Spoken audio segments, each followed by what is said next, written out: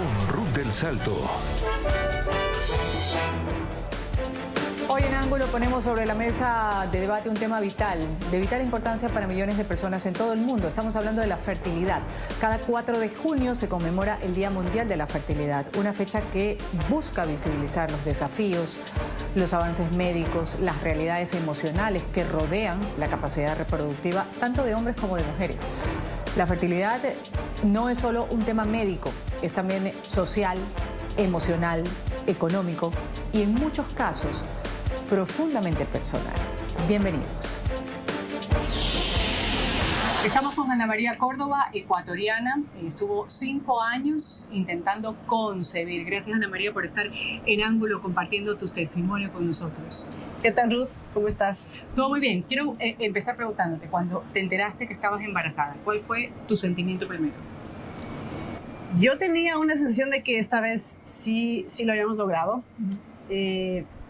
Pero finalmente es una felicidad que no la vuelves a sentir. O sea, cuando nacen tus hijos es una felicidad, pero esta es una felicidad muy, muy especial después de tantos años de intentar quedarte embarazada, quedarnos embarazados. Entonces fue algo que no lo puedes describir. O sea, no, es una alegría inmensa que sientes en todo el corazón, se te parte el corazón. Y claro, cuando en ese momento el doctor nos confirmó que estábamos embarazados, y claro, los números que nos salían de los resultados eran unos números muy altos, él nos dijo, y seguro son 2. Entonces fue una felicidad que se duplicó, una experiencia única realmente. Ahora, tú dices después de tantos años, para mucha gente es un proceso natural, absolutamente normal, el hecho de concebir, de tener hijos. La realidad es otra. Pasa con nuestros vecinos, con nuestros amigos, con nuestros seres queridos, nuestros familiares. El hecho de la fertilidad no es algo que se lo da por contado. Para ti particularmente, ¿cómo fue el hecho de decir, cuando al principio estaban intentando tener hijos y resultaba que no se podía?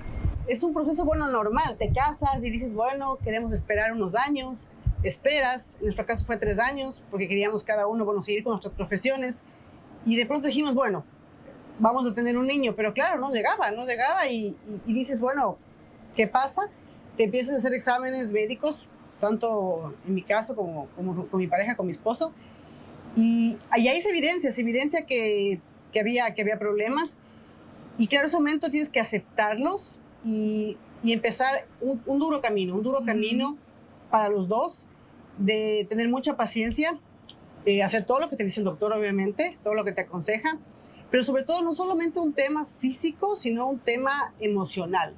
Porque claro, lo que tú me dijiste hace un rato, lo dabas todo por descontado, o sea, es algo que es natural y que para muchas personas le viene de forma tan natural, pero llega un punto en que para nosotros fue tan difícil, y que lo intentas, y lo más duro es que ves que tus amigos, que tu familia, te invitan a un baby shower, por ejemplo, y porque se quedan embarazados, o muchas veces se quedan embarazados sin planear, y tú dices, ¿qué pasa? ¿Por qué a mí no?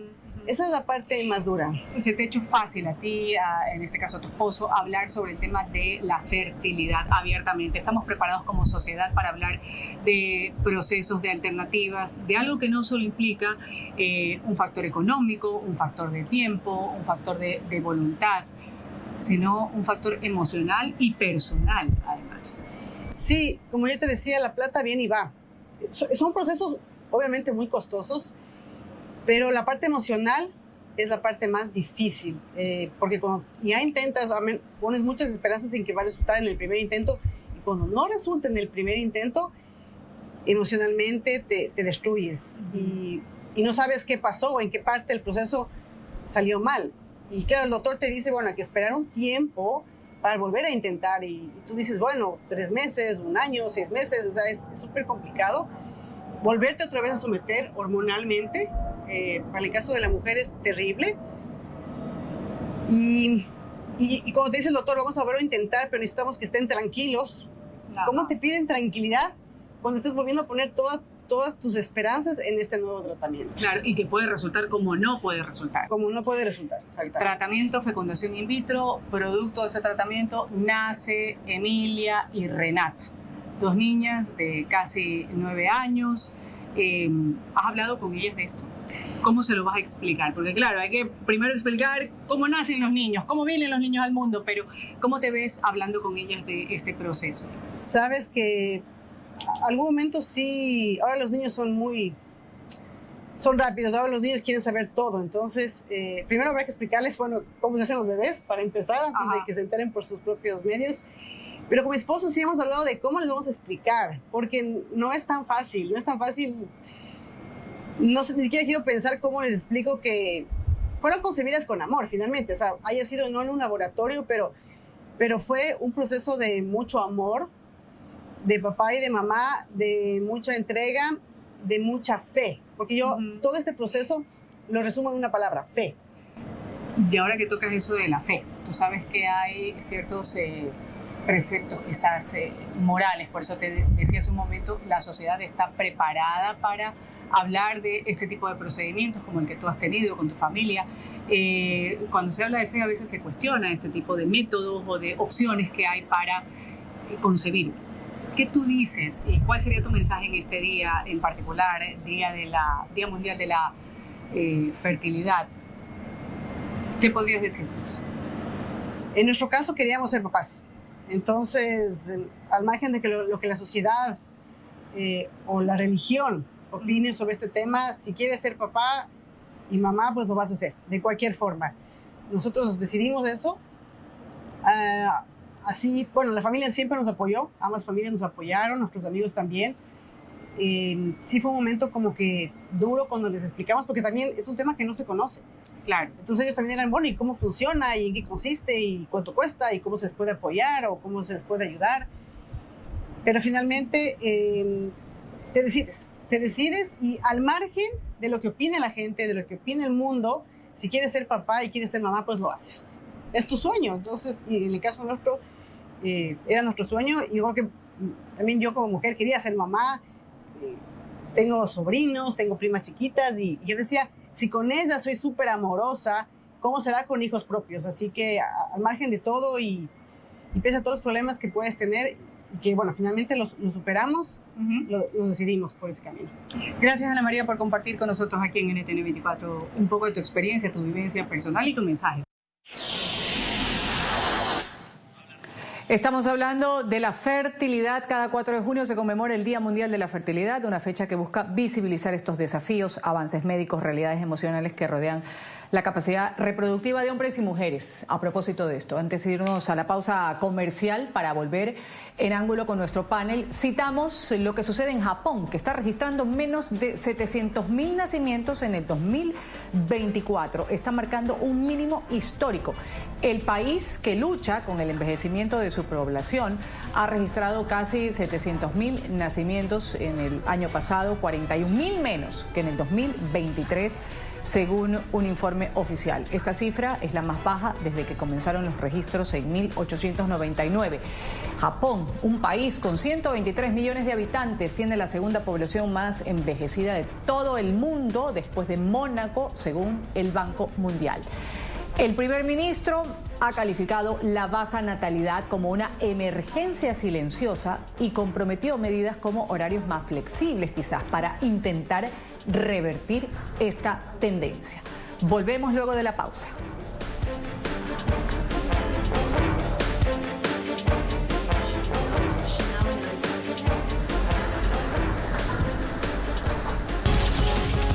Ya regresamos con Ángulo por NTN 24, el canal de las Américas.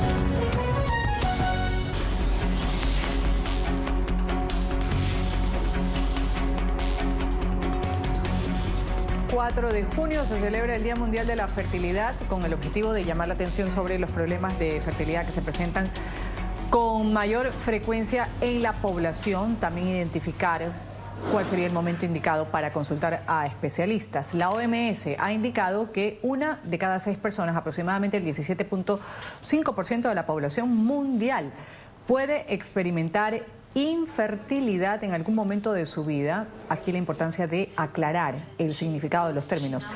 Está la esterilidad, que se refiere a la incapacidad de concebir, mientras que la infertilidad se refiere a la incapacidad de llevar a término un embarazo.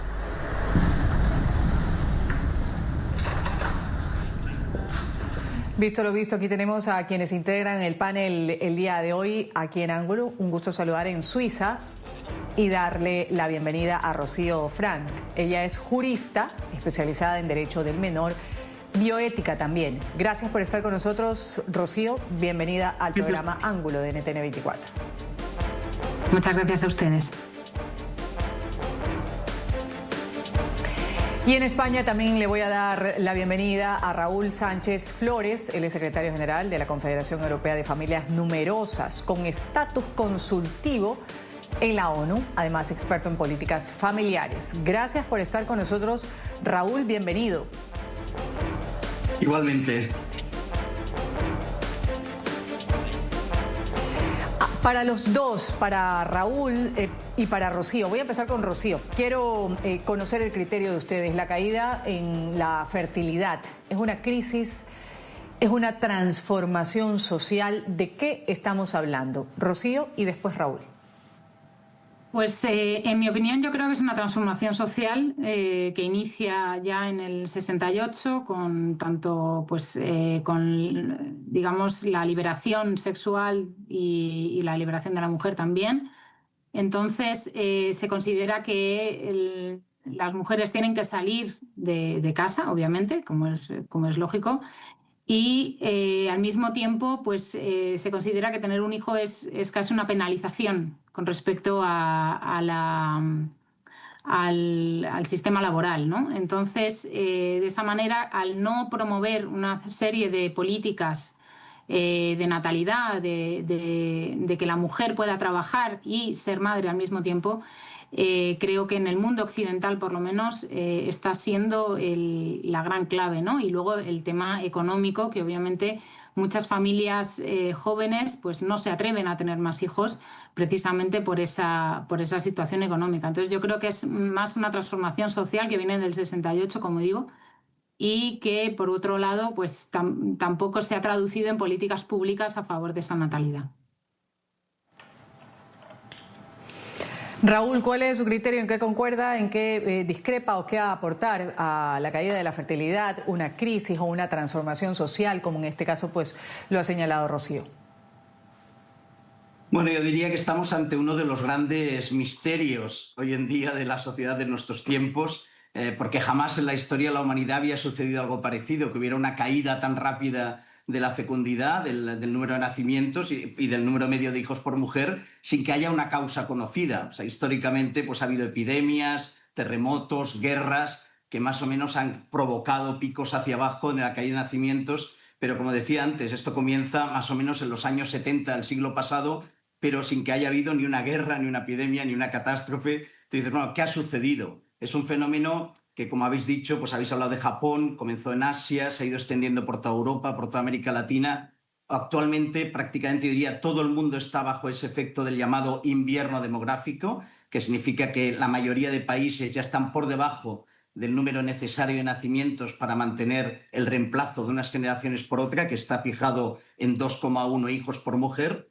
Solo se salva el África subsahariana. Y dices, bueno, ¿y todo esto por qué ha sucedido?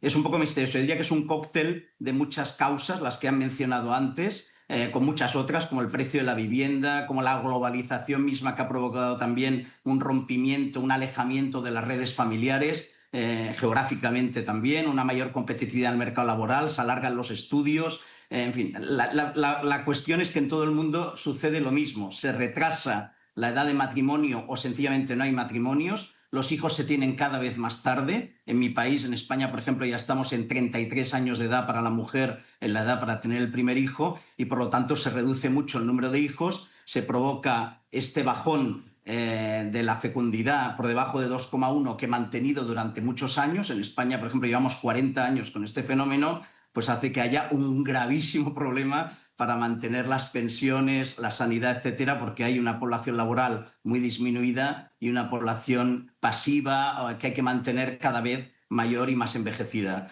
Por lo tanto, este es el gran problema y las causas, ya digo, son muy variadas, pero sobre todo son más culturales, yo diría que económicas, conciliación, etcétera, que también, ¿no? Pero hay un fondo cultural que después podemos hablar. Ya vamos a volver a ese tema, Raúl, a hablar un poco de los factores socioeconómicos, culturales que hemos mencionado aquí. Rocío, antes también quiero citar, ¿dónde deberían estar los límites éticos en las tecnologías de reproducción asistida? Hace un momento escuchábamos una madre que por medio del procedimiento in vitro logró tener a sus hijas gemelas, sin embargo, pues es un tema todavía tabú dentro de las familias, dentro de las sociedades. Es un tema tabú, pero también hay que tener en cuenta que lo principal es el ser humano. Entonces, hay una cosa muy interesante aquí en Suiza y es que cualquier técnica tiene que estar dirigida al interés del menor. Se está intentando quitar eso, pero el interés del menor. Entonces, tener en cuenta también, yo creo que el límite principal es, lo primero, respetar la naturaleza de la mujer, que en muy pocos procesos de fertilidad se realiza ese respeto a la naturaleza de la mujer, porque, digamos,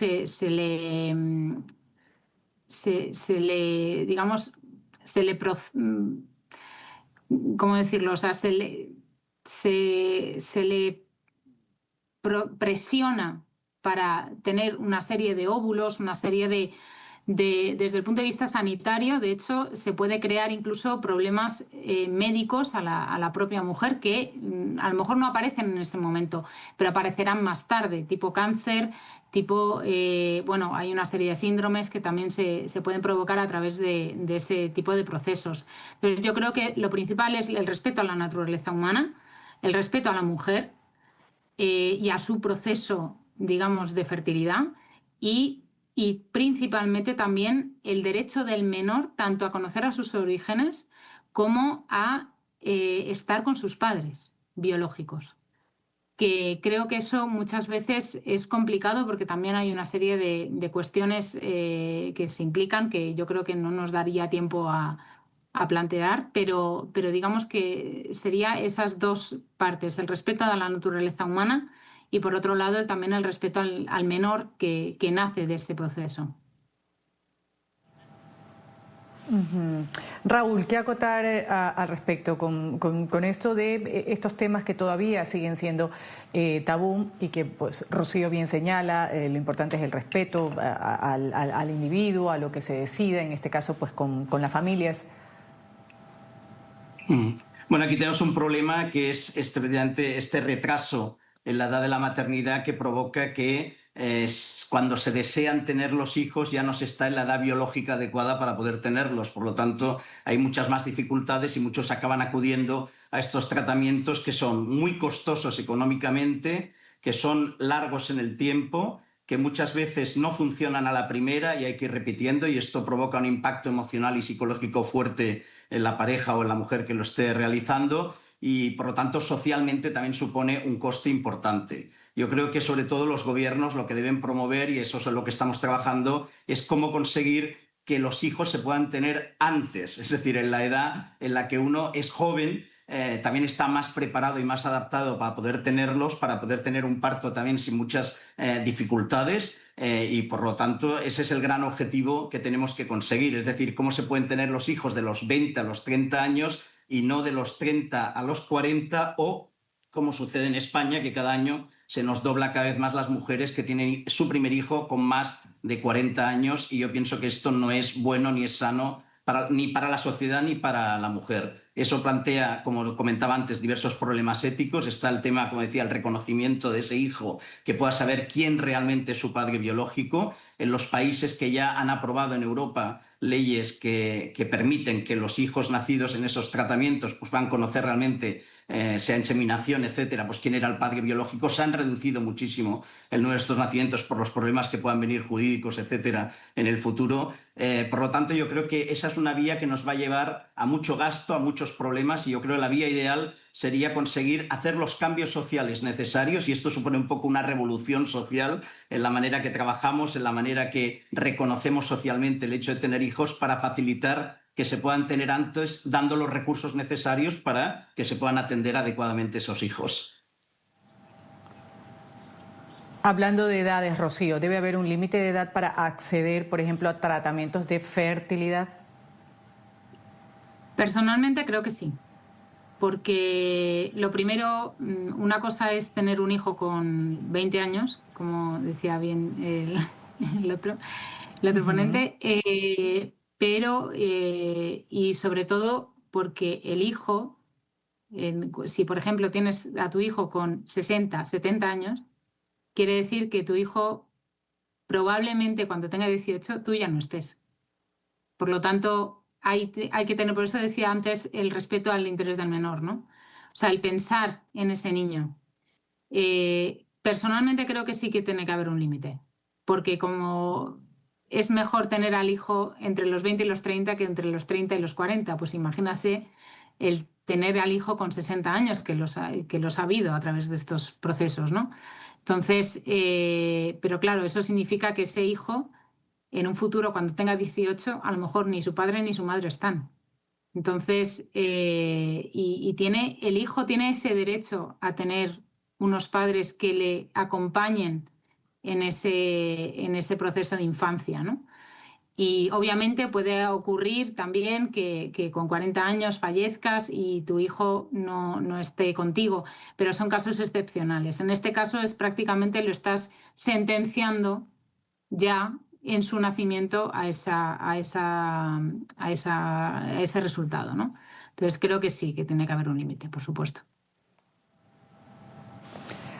Ahora, Raúl, volviendo a estos factores socioeconómicos que estábamos hablando hace un momento, ¿cuáles son estos que están influyendo en la decisión de tener hijos más tarde o no tenerlos? ¿Existen diferencias marcadas, por ejemplo, entre zonas urbanas, en zonas rurales?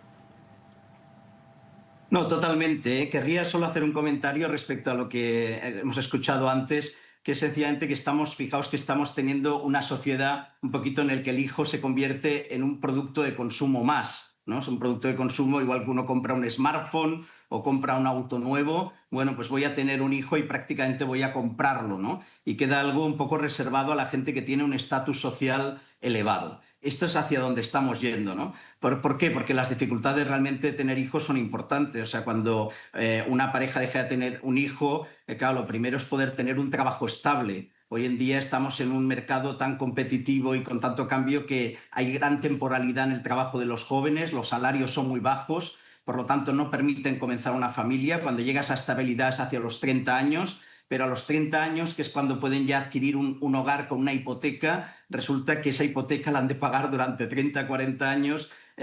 Uno de los salarios se ha de destinar a pagar la hipoteca, el otro a vivir. Claro, si tienen un hijo, ¿cómo lo hacemos? Los padres están lejos, los tíos están lejos, no tenemos nadie que nos apoye. Bueno, pues todas esas cuestiones se mezclan y por lo tanto es muy difícil poder tener un hijo. Fijaos que en Europa, por ejemplo, tenemos países como Suecia, Noruega, Dinamarca, Finlandia. Los países del norte de Europa siempre han sido conocidos por su sistema de bienestar y tienen unas políticas de gran apoyo a los que quieren tener hijos, económico, de conciliación. En Suecia tienes 18 meses de permiso de maternidad o de paternidad cuando tienes un hijo con salario 100% cubierto. En fin, tienes muchas opciones económicas a lo largo de la vida del hijo. Pues tienen prácticamente el mismo número de hijos bajo que tenemos en España, Italia, Grecia, en el sur de Europa o en otros países. Es decir, que el tema no se soluciona dando dinero, no se soluciona haciendo conciliación, sino que yo creo que hay que ir más a fondo y decir cómo podemos hacer para que tener un hijo, como se ha dicho antes, no sea un motivo de penalización, no sea visto como un problema. Porque ahora mismo estamos tan focalizados en una sociedad muy individualista, muy de consumo, focalizado en la máxima productividad, en la carrera profesional. ¿Ese tiene que ser el objetivo en la vida? O quizá en la sociedad necesitamos también invertir, reconocer que el tener hijos es una inversión en capital humano, que lo necesitamos en el país y por lo tanto darle un cierto reconocimiento social, un apoyo económico suficiente, pero sobre todo una valoración, o sea, que deje de considerarse un problema como un valor que es reconocido por toda la sociedad. Y a partir de ahí, cuando eso dé prestigio, el hecho de tener hijos, cuando tenga además un apoyo social de toda la sociedad que lo ve como algo muy positivo para el país, yo creo que ahí podemos empezar a cambiar esa cultura. Y eso supone también dar mensajes en los medios de comunicación, en la publicidad, en las películas, etcétera. Bueno, para darle valor al hecho de formar una familia y de tener hijos como algo muy positivo. Ahora mismo es algo negativo, no porque, en fin, sea negativo a nivel de medios, pero sí porque se ve como un verdadero problema para poder desarrollar tu carrera profesional. Claro, y eso de la inversión en capital humano me pareció fantástico, esa expresión. Antes de irme a la pausa comercial, Raúl, por ejemplo, centrándonos en Europa, ¿qué políticas públicas han demostrado ser eficaces, si se lo puede llamar así, para incentivar la natalidad? Y también quiero conocer un poco la opinión de las políticas de subsidios por hijo o licencias parentales que han sido extendidas, por ejemplo. Sí, bueno, ahora mismo yo diría que hay algunos experimentos.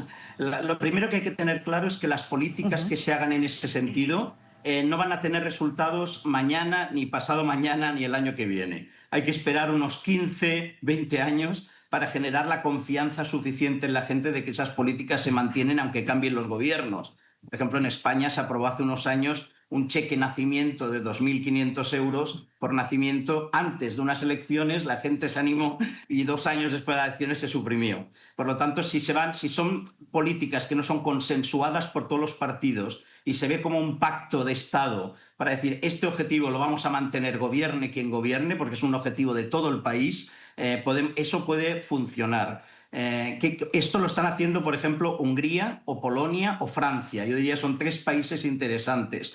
Polonia lo ha hecho a base de prestaciones universales por hijo.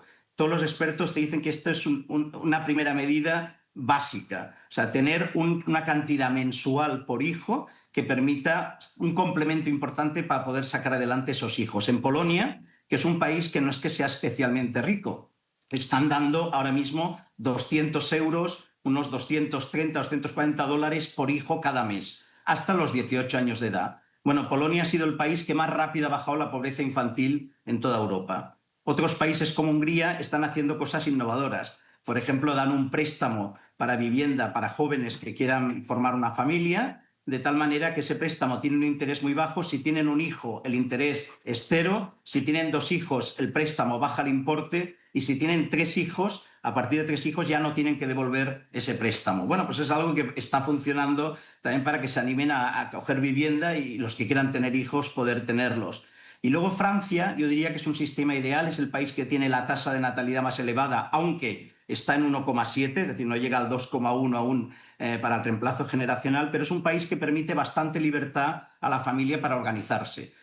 Si uno de los dos decide dejar el trabajo un tiempo para cuidar a los hijos, entonces el Estado te lo compensa económicamente esa pérdida de salario para que no pierdas ingresos. ¿Que decides seguir trabajando? Bueno, pues hay un gran servicio, unas grandes infraestructuras de guarderías, de escuelas infantiles para que los niños puedan estar allá, o incluso si tienes a alguien que te lo cuida en casa, te lo compensan luego fiscalmente para que no sea un coste. De tal manera, con esas medidas consiguen también que cada una se pueda organizar, cada familia, de la manera que más le convenga, y entonces se animan a tener esos hijos. Pero ya digo, es básico que haya un consenso social en todo el país, un pacto entre todos los partidos para mantener esas políticas durante bastantes años y entonces comenzaremos a ver los resultados.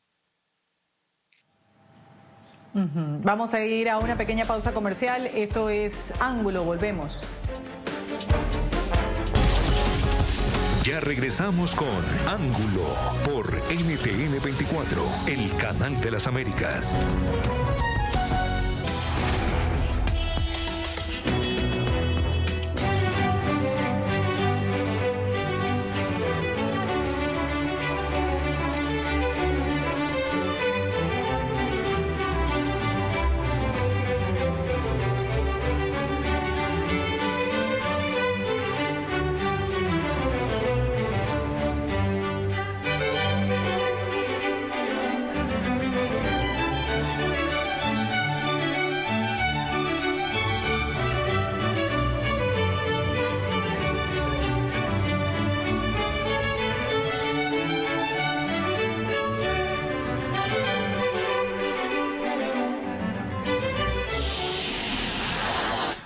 A veces la fecundación in vitro es un tema del que se habla en voz baja. En otros casos, gente famosa da un paso hacia adelante, se han pronunciado para hablar sobre la experiencia con esta reproducción asistida.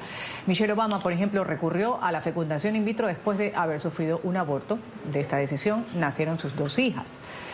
Otros casos, Celine Dion, la increíble cantante, madre de 3 hijos por fecundación in vitro, también lo ha confesado. El primero hace más de 20 años y 14 años después dio a luz gemelos. Seguimos aquí hablando en el Día Mundial de la Fertilidad con el objetivo de aumentar la conciencia sobre la salud reproductiva. Rocío, ¿cómo evitar, por ejemplo, que técnicas de fertilidad de la que hemos venido mencionando se conviertan en un privilegio de clases altas? Estábamos también hablando de altos costos que no todo el mundo puede tener de pronto acceso. Lo primero es que esas técnicas no siempre funcionan. O sea, es decir, es un elevado coste también porque hay que hacer varios ciclos, etcétera, y porque no se educa a la mujer y al hombre también, porque yo creo que es un tema de dos, en procurar esa fertilidad natural. O sea, es decir, que digamos que también nos desconocemos, digamos, ¿no? O sea, las mujeres no conocemos nuestro ciclo, no conocemos bien cómo funciona. Crees que en el momento en el que dejas la píldora entonces te vas a quedar embarazada. No sabemos las implicaciones de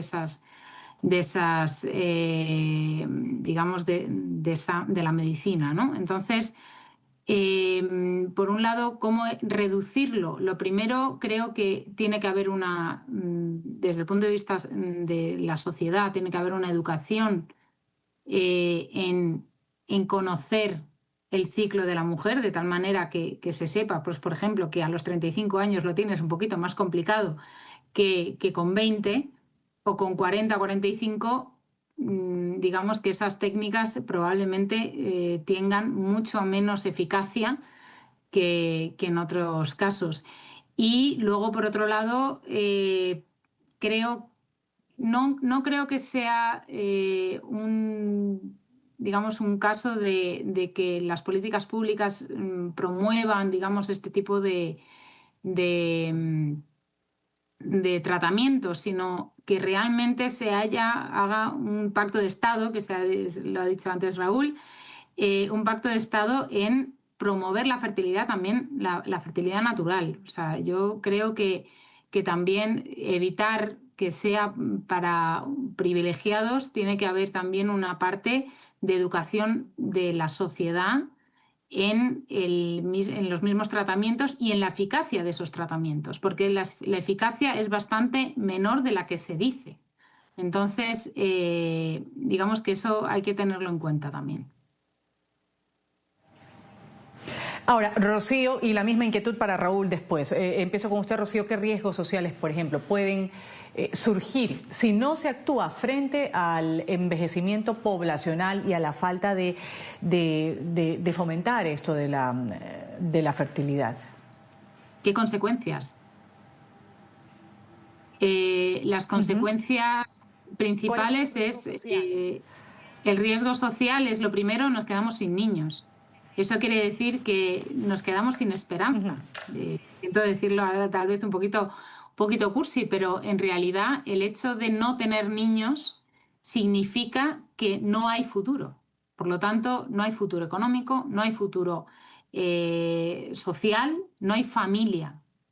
Digamos que las consecuencias son muy, muy duras. Si realmente esto sigue así, desde el punto de vista económico y desde el punto de vista social, estamos ante una catástrofe.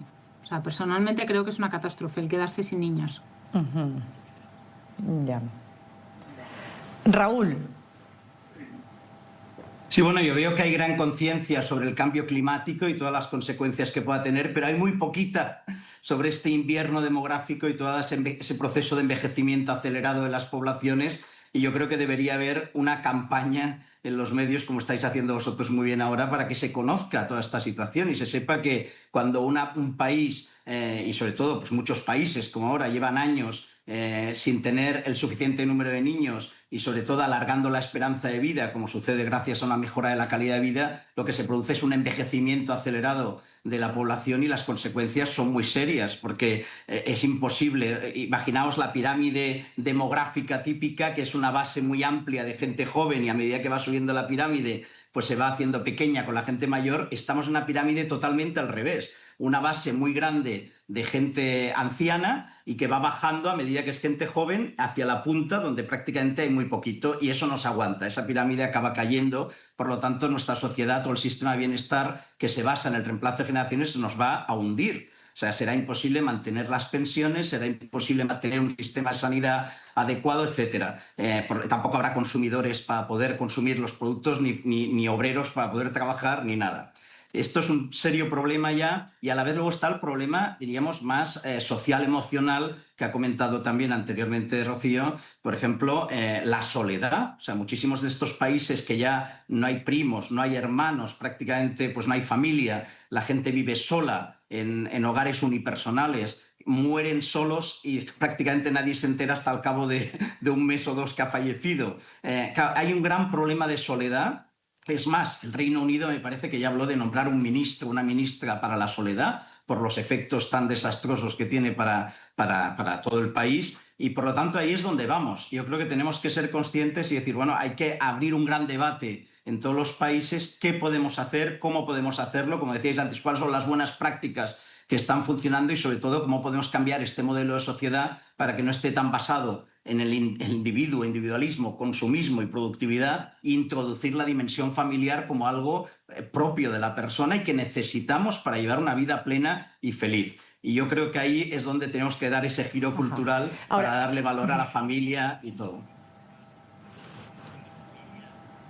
Ahora, en esta etapa que ya estamos llegando un poco hacia las conclusiones, Raúl, ¿cómo podemos construir, por ejemplo, esta cultura que valore tanto la maternidad, paternidad, como también, en cierta manera, la libertad de elección? ¿Qué es lo que se debe hacer? ¿Cómo se debe empezar?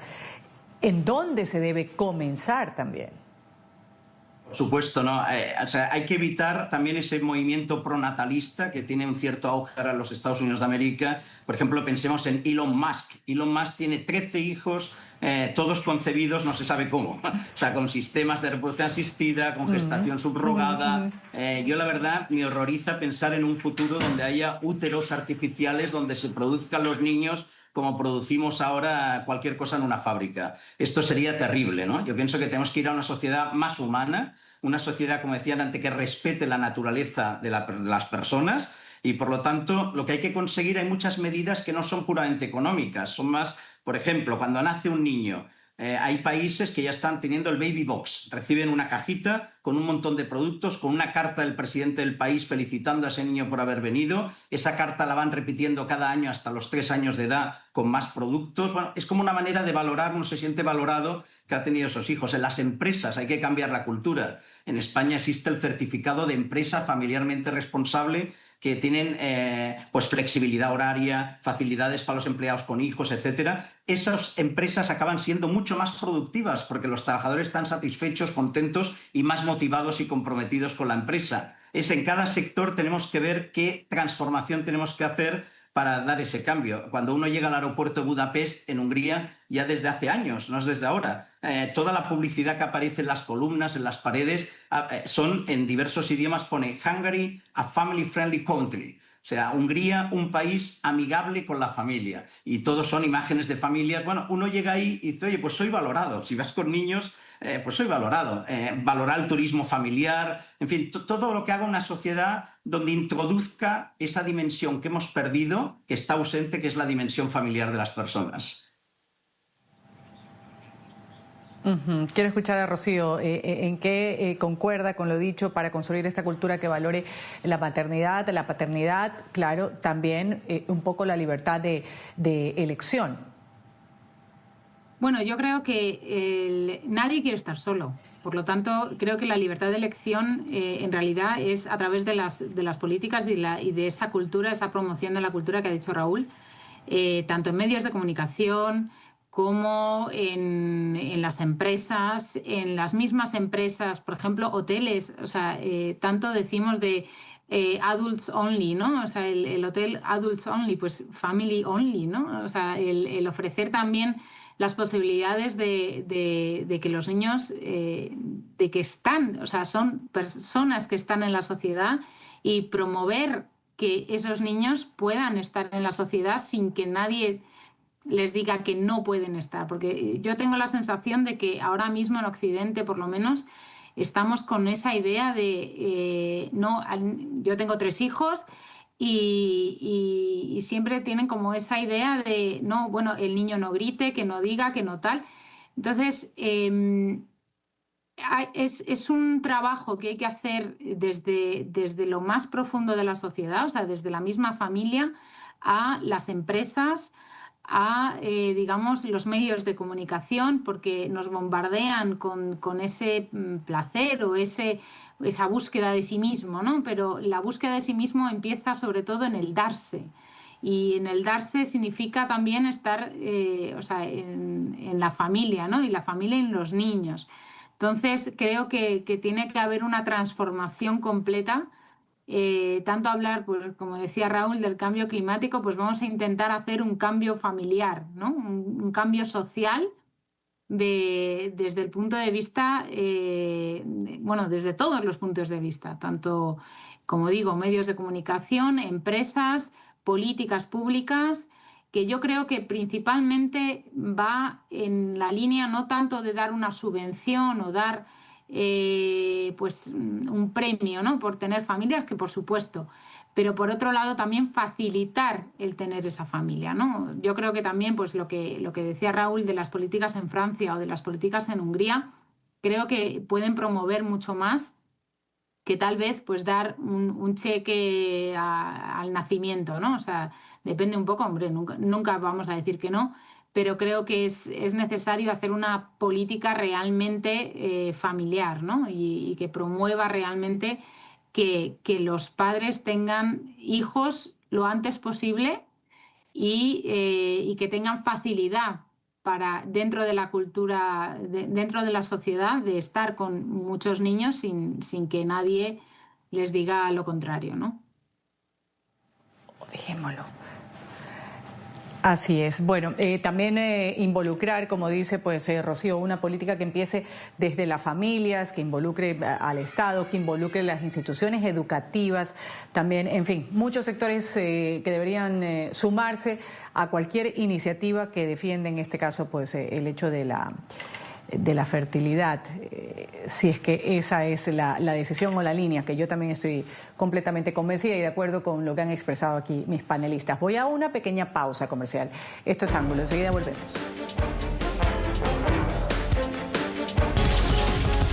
Ya regresamos con Ángulo por NTN 24, el canal de las Américas. Hoy en Ángulo hemos puesto sobre la mesa un tema que es importante para millones de personas en el mundo, la fertilidad, a propósito de que cada 4 de junio se conmemora el Día Mundial de la Fertilidad, una fecha que busca justamente visibilizar los desafíos, los avances médicos, las capacidades reproductivas, tanto de hombres y mujeres, una realidad emocional, no solo un tema médico como lo decíamos, también social, emocional y demás. Voy a agradecer a quienes han estado conmigo el día de hoy aquí en Ángulo. Rocío Franch, jurista especializada en Derecho del Menor, bioética también. Gracias por haber estado con nosotros. Hasta una nueva oportunidad, Rocío. Muchas gracias a vosotros y nada, yo espero de verdad que haya una transformación política y económica y social a favor de la fertilidad y a favor de la familia. Gracias, Rocío. Raúl Sánchez Flores, también voy a agradecerle aquí, secretario general de la European Large Families Confederation, con estatus consultivo en la ONU, además experto en políticas familiares. Gracias por haber estado con nosotros, Raúl. Muchas gracias a vosotros y Ángulo por tratar este tema que es tan fundamental. Gracias. Gracias a los dos. Me despido, soy Ruth del Salto. Esto ha sido Ángulo. Ustedes sigan con el canal de las Américas NTN 24. Enseguida hay más noticias internacionales que desarrollar.